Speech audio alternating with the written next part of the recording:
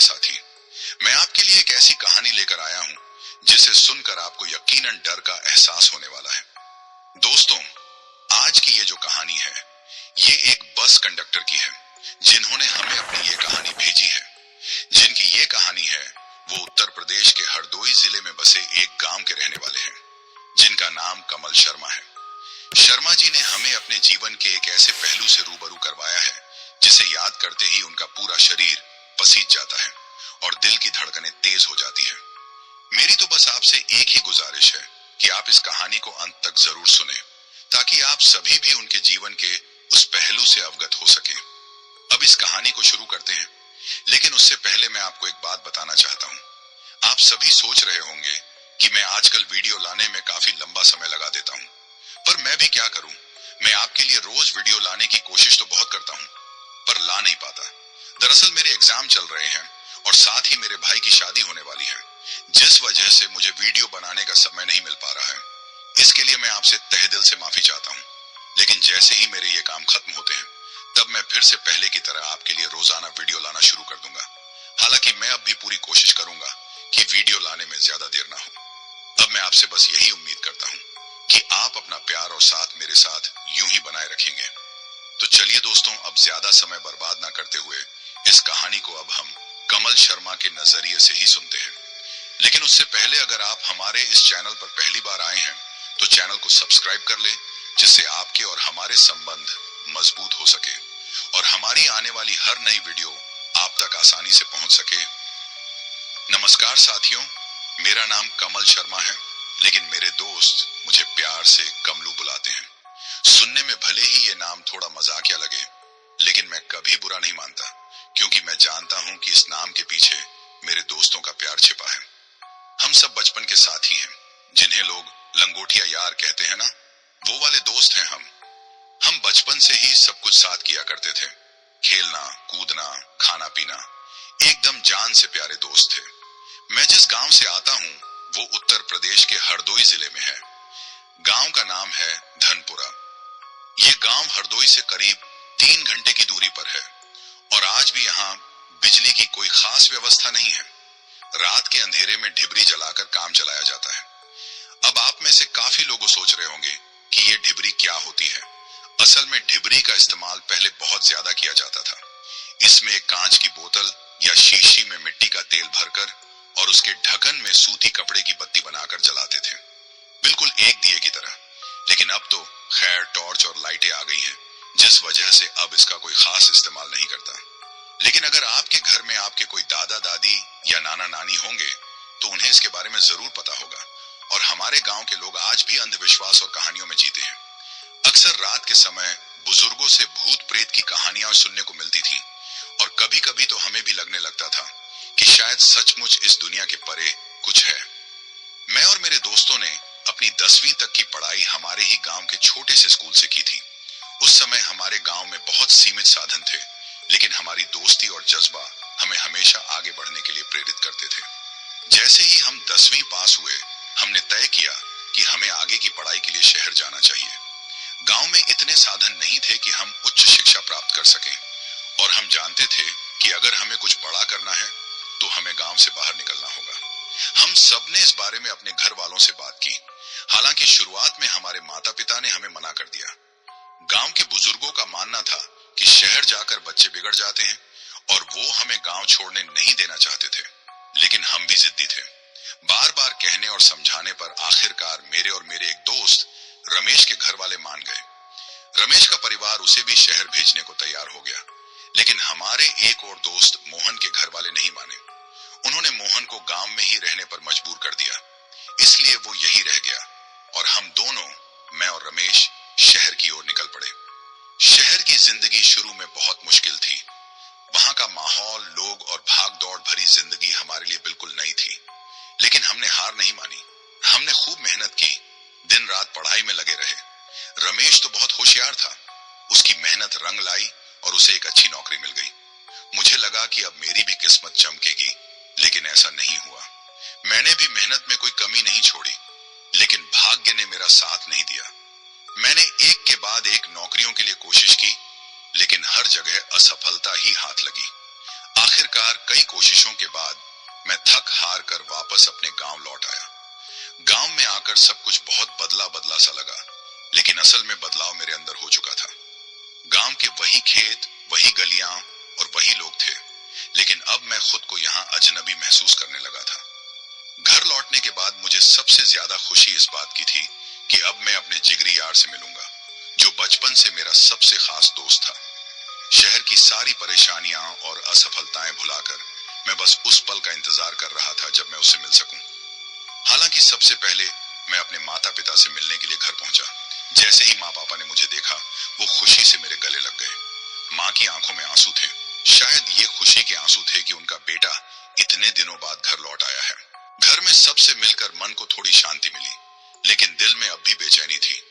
मैं अब अपने दोस्त से मिलने के लिए बेसब्री से इंतजार कर रहा था। जब मैंने घर में बताया कि मैं उससे मिलने जाऊंगा, तो मुझे पता चला कि अब वो गांव के सरपंच और सबसे बड़े जमींदार धनीराम जी की बस चलाने का काम करता है। ये जानकर मुझे हैरानी भी हुई और खुशी भी। आखिरकार मेरे दोस्त ने गांव में रहते हुए ही अपनी एक पहचान बना ली थी। अब मैं उसके वापस आने का इंतजार करने लगा। जब मुझे मालूम हुआ कि वो बस लेकर लौट आया है, तो मैं खुशी से झूम उठा और बिना किसी देरी के उससे मिलने के लिए निकल पड़ा। गांव के चौराहे पर उसकी बस खड़ी थी और वो बस से उतर ही रहा था। जैसे ही उसने मुझे देखा, वो खुशी से मेरी तरफ दौड़ आया और मुझे गले से लगा लिया। ऐसा लग रहा था जैसे हम बचपन में खो गए थे और अब फिर से मिले हैं। थोड़ी देर तक हम दोनों यूं ही एक दूसरे से हालचाल पूछते रहे। फिर उसने मुझसे रमेश के बारे में पूछा, जो मेरे साथ शहर गया था। मैंने उसे बताया कि अब रमेश की एक अच्छी नौकरी लग गई है और वो शहर में ही रह रहा है। ये सुनकर वो बहुत खुश हुआ और बोला, भाई ये तो बहुत अच्छी बात है। देख, तूने भी तो अपने लिए बहुत कुछ किया और आगे भी करेगा। फिर उसने मेरी तरफ देखा और गंभीर होते हुए पूछा, और तेरा क्या हुआ? तू वापस गांव क्यों आ गया? मैंने उसे अपनी पूरी कहानी बताई। कैसे मैं शहर में संघर्ष करता रहा, लेकिन मुझे सफलता नहीं मिली और आखिरकार मुझे गांव लौटना पड़ा। मेरी कहानी सुनने के बाद वो कुछ पल के लिए चुप हो गया। फिर उसने मेरा कंधा थपथपाया और कहा, तू चिंता क्यों करता है यार? देख, मेरे सेठ जी काफी समय से एक अच्छे बस कंडक्टर की तलाश कर रहे हैं, लेकिन उन्हें कोई अच्छा आदमी मिल नहीं रहा। इसलिए मुझे ही बस चलाने के साथ साथ टिकट काटने का भी काम करना पड़ता है, जिसमें मुझे बहुत परेशानी होती है। उसने आगे कहा, तू एक काम कर, मेरे साथ काम करना शुरू कर दे। मैं आज ही सेठ जी से तेरे बारे में बात करता हूँ। तुझे कोई चिंता करने की जरूरत नहीं है। उसकी बात सुनकर मुझे कुछ राहत मिली। गांव में रहते हुए कुछ काम मिल जाए तो ये भी बुरा नहीं था। और सबसे बड़ी बात थी कि अब मैं अपने दोस्त के साथ ही काम करूंगा। मैंने उसकी बात मान ली और फिर वो मुझे सेठ जी से मिलवाने के लिए ले गया। सेठ जी से मिलने का समय आ गया था। मेरे दोस्त ने मुझे सेठ जी के घर लेकर गया, जो गांव का सबसे बड़ा मकान था। जैसे ही हम दरवाजे पर पहुंचे, एक नौकर ने हमें अंदर बुलाया। सेठ जी धनीराम जी गांव के सबसे बड़े जमींदार और बस के मालिक थे। वो एक लंबी कुर्सी पर बैठे हुए थे। उनके चेहरे पर सख्त भाव था, लेकिन उनके भीतर की समझदारी और सूझबूझ साफ झलक रही थी। मेरे दोस्त ने उन्हें मेरा परिचय दिया। सेठ जी, ये मेरे जिगरी दोस्त हैं और इन्होंने भी शहर में काफी पढ़ाई की है। ये मेरे साथ काम करना चाहते हैं। आपने कहा था कि आपको कंडक्टर की जरूरत है, तो मैंने सोचा कि इन्हें ये काम दे दिया जाए। सेठ जी ने मेरी ओर देखा, जैसे मेरी पूरी जिंदगी एक ही नजर में पड़ ली हो। फिर कुछ पल सोचकर बोले, अच्छा, अगर तुम्हारा दोस्त कह रहा है तो ठीक है, लेकिन ध्यान रखना, बस चलाना और कंडक्टर का काम आसान नहीं होता। तुम्हें समय पर आना होगा और अपने काम में कोई ढिलाई नहीं चलेगी। मैंने सिर हिलाकर सहमति जताई और बोला, जी सेठ जी, मैं अपना काम ईमानदारी से करूंगा। सेठ जी ने हमें अगले दिन से काम पर आने का आदेश दिया। हम दोनों दोस्त वहां से निकलते ही बहुत खुश थे। मेरे दोस्त ने हंसते हुए कहा, देख, तेरा काम भी हो गया, अब हम साथ काम करेंगे। तो दोस्तों, अब आप सोच रहे होंगे कि इन सब बातों में कुछ भी डरावना नहीं है। ये तो एक आम आदमी के जीवन की आम सी बातें हैं। नौकरी की तलाश, गांव लौटना, दोस्तों से मिलना, काम शुरू करना। लेकिन नहीं, असली कहानी तो अब शुरू होती है। मैं जो कुछ आपको बताने जा रहा हूं, वो इतना साधारण नहीं है। जो मैंने अनुभव किया, वो किसी आम जिंदगी का हिस्सा नहीं था। इस घटना को जानने और समझने के लिए आपको कहानी को अंत तक सुनना होगा। तभी आपको असली डर और रहस्य का पता चलेगा। तो हुआ यूं कि एक दिन जब मैं और मेरा दोस्त बस लेकर एक दूर गांव की ओर जा रहे थे, सेठ जी ने हमें एक नई रूट पर भेजने का आदेश दिया। यह रास्ता पहले से थोड़ा अलग और खतरनाक था। सुनसान जंगलों और वीरान इलाकों से होकर गुजरता था। पहले पहले तो सब कुछ सामान्य लग रहा था। दिन का वक्त था और हमारी बस में कुछ सवारियां भी थीं। सब कुछ शांत था, लेकिन जैसे जैसे रात होने लगी, माहौल बदलता गया। तो दोस्तों, जैसे जैसे रात गहराती जा रही थी, माहौल में अजीब सी घबराहट महसूस होने लगी थी। हम जंगल के बीच से गुजर रहे थे और रास्ता भी काफी सुनसान था। अचानक बस के पीछे से एक जोरदार आवाज आई, जैसे कोई भारी चीज फट गई हो। बस का बैलेंस बिगड़ने लगा और मेरे दोस्त ने तुरंत स्टीयरिंग संभालते हुए बस को किनारे पर रोक लिया। मेरे दोस्त ने घबरा कर कहा, यार ये क्या हुआ? लग रहा है जैसे टायर फट गया है। मैंने भी कुछ नहीं समझा और कहा, पता नहीं भाई, चलो बाहर चलकर देखते हैं। हम दोनों तुरंत बस से नीचे उतरे और पीछे की ओर जाकर देखा तो सच में बस का पिछला टायर पूरी तरह फट चुका था। हमारे पास कोई दूसरा टायर नहीं था जिससे हम इसे बदल सकें। अंधेरा भी बहुत घना हो चुका था और आसपास कोई मदद का साधन भी नहीं था। अब हम दोनों असमंजस में थे कि आखिर करें तो क्या करें। मेरे दोस्त ने माथे पर हाथ रखते हुए कहा, अब क्या करेंगे? इतनी रात को इस जंगल में फंसे हुए हैं और टायर भी नहीं है। मैंने उसे शांत करते हुए कहा, एक काम करते हैं, सेठ जी को फोन करके देखते हैं, वो कुछ मदद कर सकते हैं। मैंने जेब से मोबाइल निकाला और जैसे ही फोन पर सेठ जी का नंबर डायल किया, मुझे एहसास हुआ कि नेटवर्क गायब है। मैंने फोन को इधर उधर घुमाया, ऊंचाई पर करने की कोशिश की, लेकिन कोई फायदा नहीं हुआ। आसपास बिल्कुल सिग्नल नहीं था।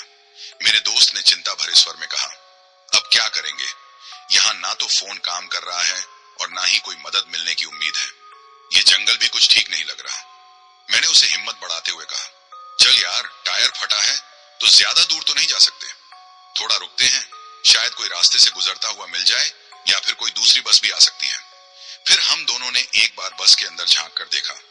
बस में बैठे लोगों में बेचैनी बढ़ती जा रही थी, जिसे देखकर हमें चिंता होने लगी। तभी मेरी नजर मेरे फोन की स्क्रीन पर पड़ी। मैंने देखा कि अब मेरे फोन में कुछ कुछ सिग्नल आ रहे थे। मैंने तुरंत ये बात अपने दोस्त को बताई। उसने कहा, जल्दी से सेठ जी को फोन कर। मैंने जल्दी से सेठ जी का नंबर डायल किया और उन्हें सारी स्थिति बताई।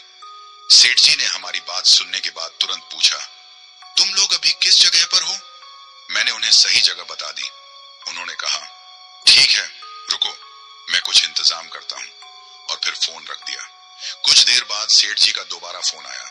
उन्होंने बताया, मैं अपने एक दोस्त की बस भिजवा रहा हूँ, तुम लोग सारी सवारियों को उस बस में बैठा देना, वो बस उन्हें उनकी जगह पर छोड़ देगी। साथ ही मैंने कुछ लोग भी भेजे हैं जो टायर बदल देंगे।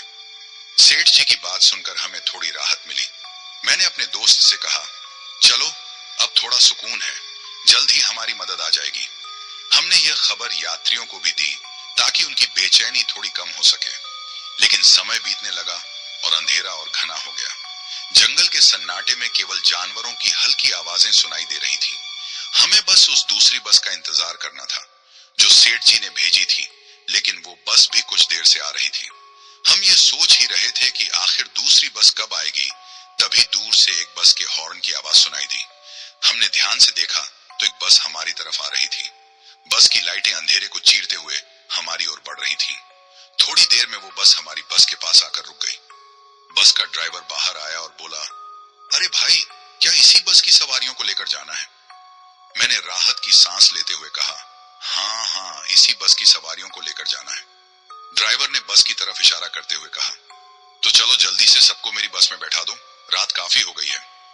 फिर मैंने और मेरे दोस्त ने मिलकर सभी सवारियों को उस बस में चढ़ने के लिए कहा। सब सवारियां काफी थकी हुई थी, इसलिए उन्होंने कोई सवाल नहीं किया। वे बस अपना अपना सामान उठाकर चुपचाप दूसरी बस में बैठ गई। बस का ड्राइवर भी जल्दी में था। उसने जल्दी जल्दी सबको सीट पर बिठाया और फिर हाथ हिलाते हुए बस लेकर चला गया।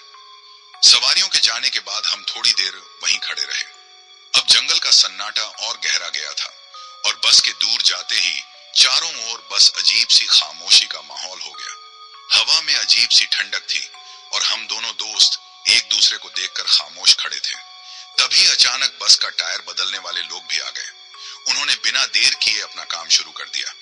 टायर बदलने का काम तेजी से चल रहा था और हम दोनों चुपचाप खड़े होकर उन्हें देखते रहे।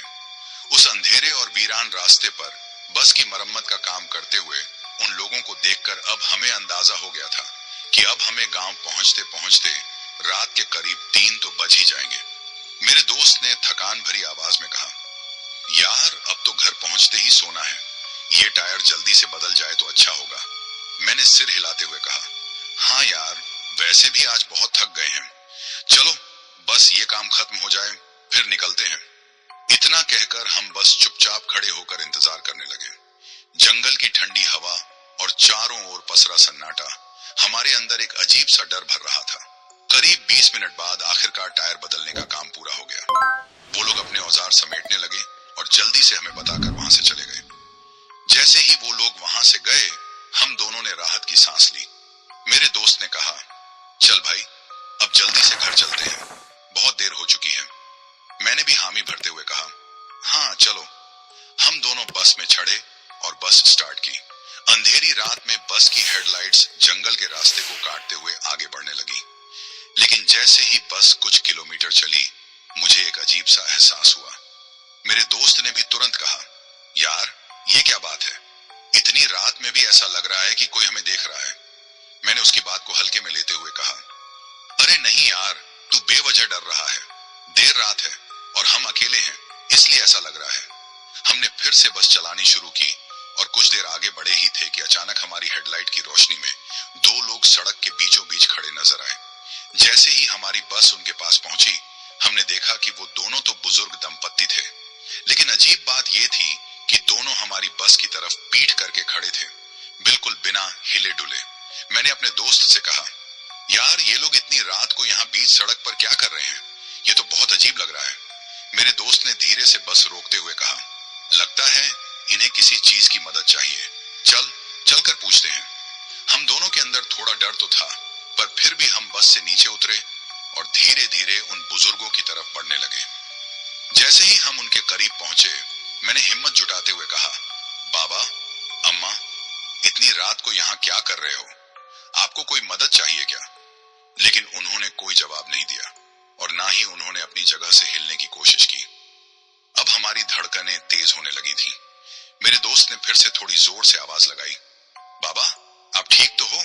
तभी वो बुजुर्ग दंपत्ति धीरे धीरे हमारी तरफ मुड़े और जो हमने देखा उससे हमारी सांसें रुक गई।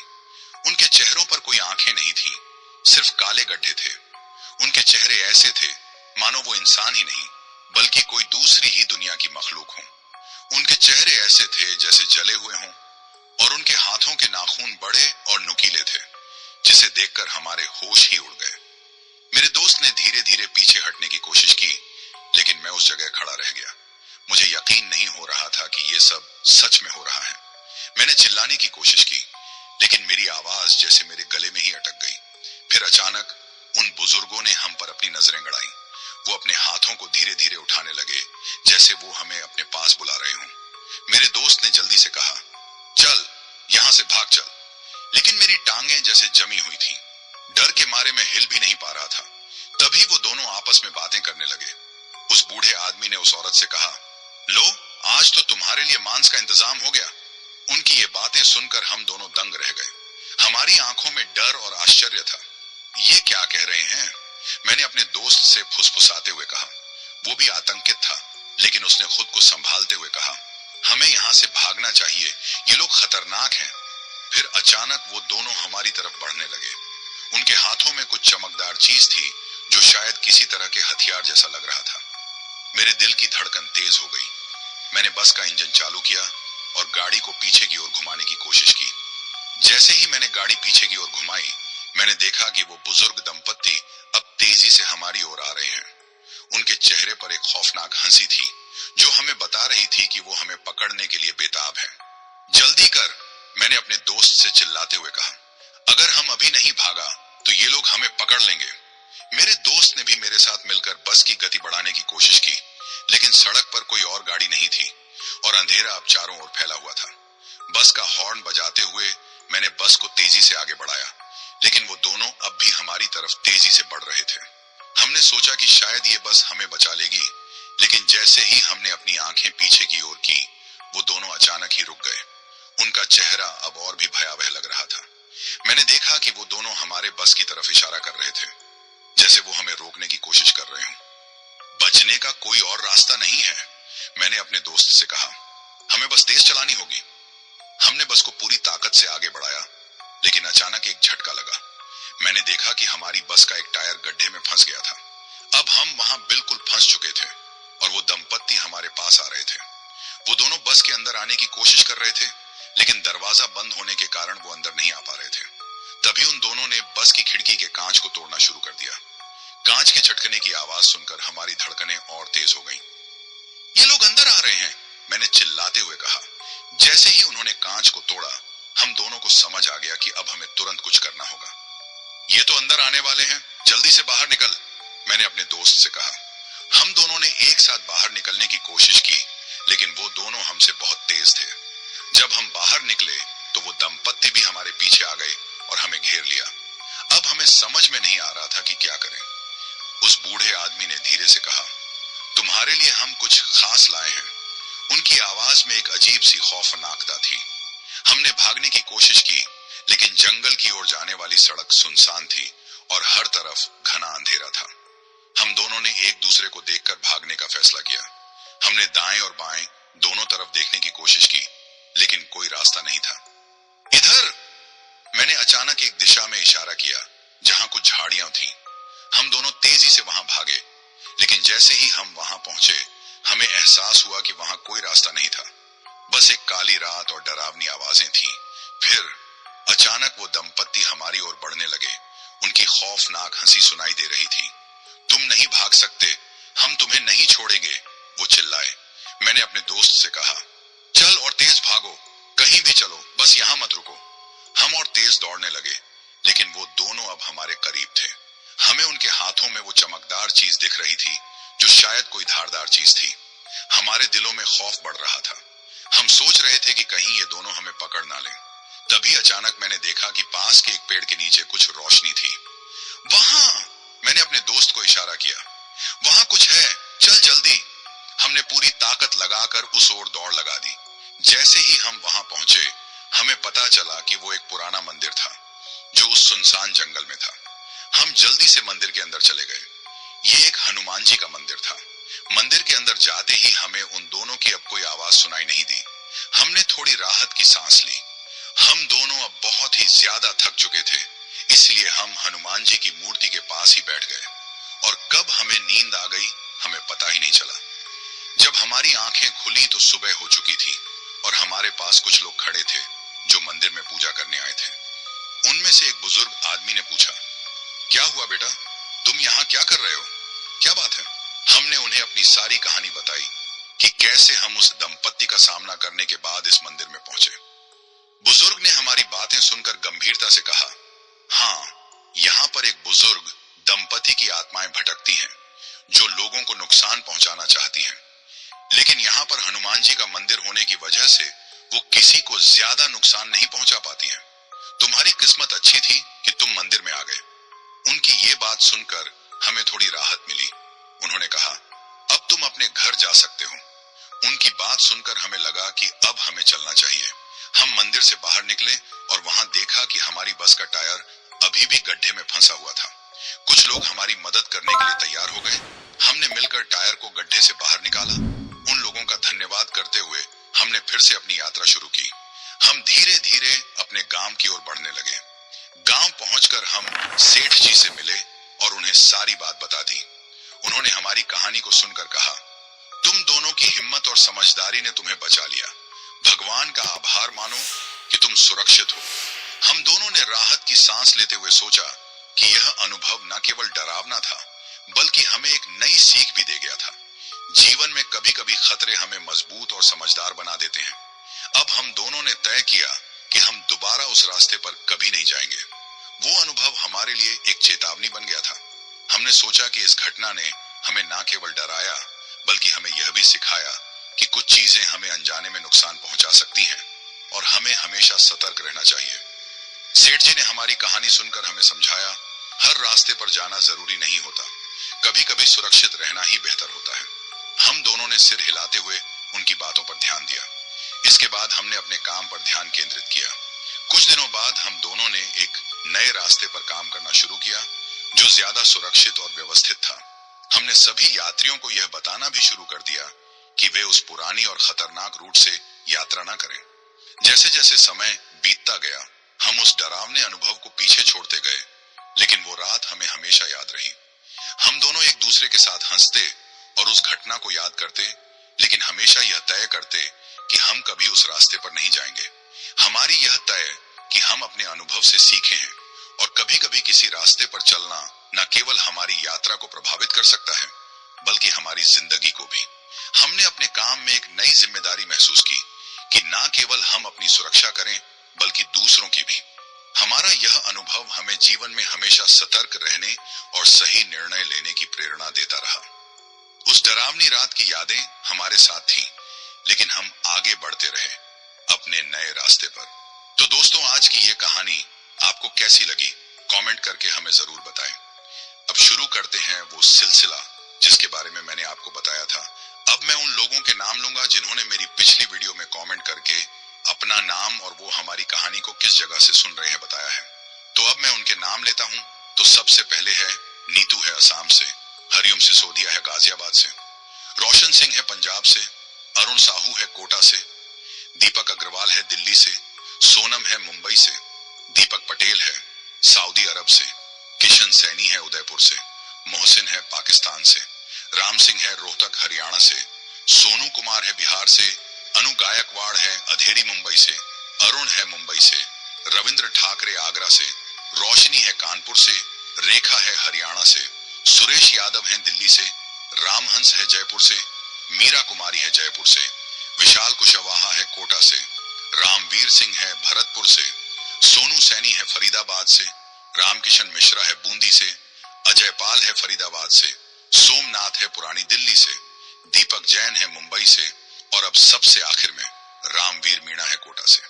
तो दोस्तों, ये थे उन लोगों के नाम जिन्होंने हमारी पिछली वीडियो पर कमेंट करके बताया था कि वो हमारी कहानी कहां से सुनते हैं। तो दोस्तों, आज के लिए बस इतना ही। कल फिर मुलाकात होगी एक नई कहानी के साथ।